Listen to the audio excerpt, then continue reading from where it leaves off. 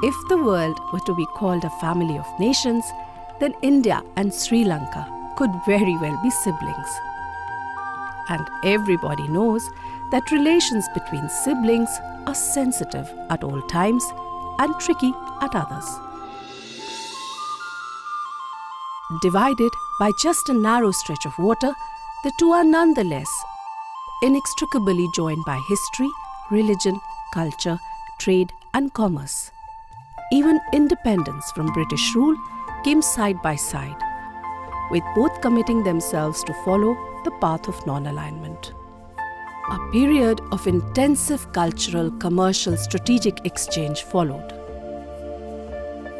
However, growing internal strife in Sri Lanka meant strained bilateral relations between the two, with both countries having to bear the consequences.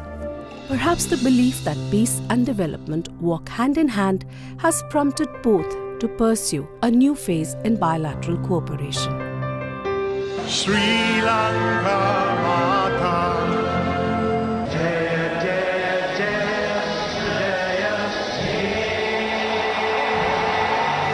India has become one of the largest export destinations for Sri Lankan goods and has extended credit lines worth $200 million for capital goods, consumer durables, consultancy services and food items.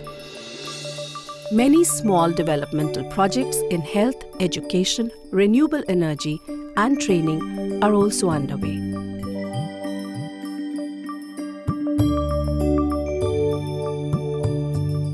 However, in present times, intentions and deeds are not enough. Realpolitik demands that both need to be communicated in a manner which puts them in the desired context and perspective. And therein lies the need for this film. It is essential for reinforcing India's developmental cooperation agenda to not only help dispel the Big Brother image, but also to fulfill multi-purposive communication goals. It will visually reaffirm the sharing and nurturing aspects of the relationship and dispel the helping and aiding subtext. Moreover, while facts and figures do present the picture, they miss out on the human aspect. This film will fulfill the gap by presenting the enabling and empowering part of the assistance being provided.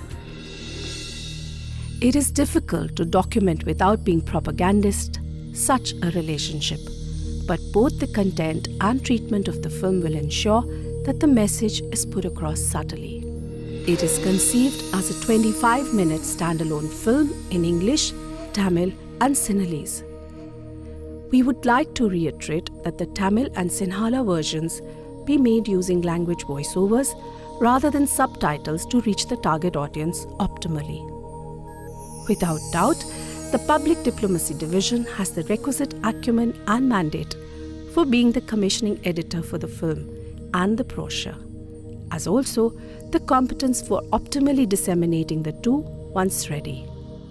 We at Enable India Foundation also have a long association with the Public Diplomacy Division and have ably documented myriad facets of the wonder that is India.